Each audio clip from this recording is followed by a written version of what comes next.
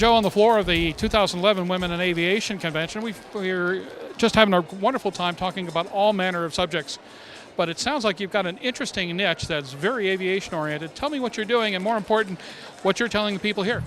Yes, Jim. We're out of Colorado Springs, Colorado, and what we do is teach mountain flying to pilots that come in from the Midwest and the East Coast. And we do it in two ways. We do one-on-one training, where we'll take people in and go from public paved airport to public paved airport, or to the backcountry strips, grass strips in Montana and Idaho. What we really like to do, and what we do a lot of, are what we call our air tours, where we have set dates and 5 different tours that we take 3 to 8 couples, and we go on a 7-day tour, starting with a mountain flying ground school, and then we turn around and fly one hop where I fly my airplane and they follow in theirs. We take them through the proper passes and work through the way we would fly in the mountains.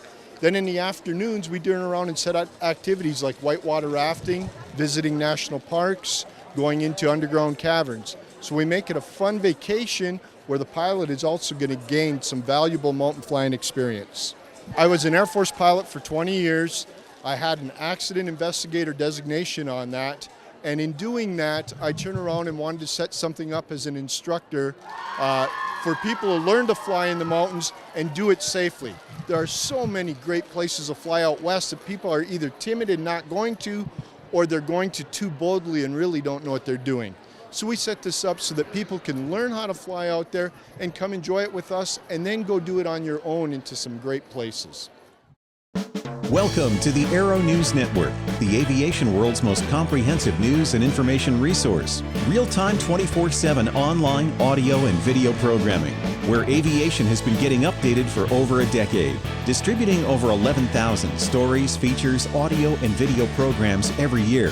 Only ANN covers aviation and aerospace with this much depth, insight, and expertise. Check us out on the web at aero-news.net. A number of early months of my flying career out of Fort Collins, Colorado, and going west from there was not only an education, but at times not the kind of education you wanted.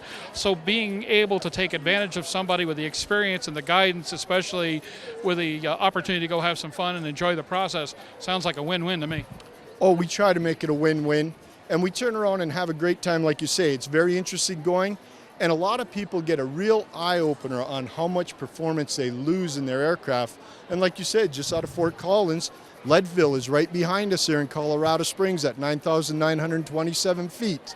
So it is different. Flying up there and taking off from there is really different. This is where people realize that density altitude is serious.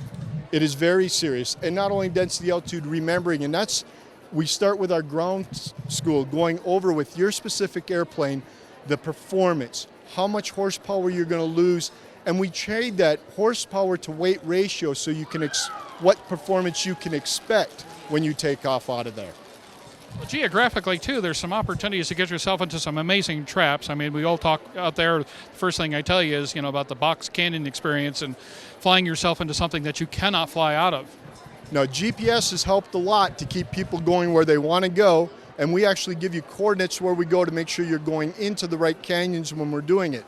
But at the same time, if you come out and we go one-on-one in your airplane or mine, we'll teach you how to do a box canyon turn, and we will discuss it on the ground and then go fly it and show you that turn radius on how quickly we can turn it around and how safely we can do it in case you did get into that situation. If you own a Cirrus today, or if you are considering the purchase of a new or used aircraft, consider this. Avidyne, in conjunction with the country's leading Cirrus sales and maintenance facilities, has launched the G3R9 program that combines the purchase of a late model, low-time Cirrus aircraft and the addition of the Avidyne Integra Release 9 avionics suite for much less than you may have thought, and certainly much less than purchasing a brand new aircraft. G3R9, combining the best airframe, best engine, and best avionics for the best value. Run us through some of the tours. This sounds really intriguing.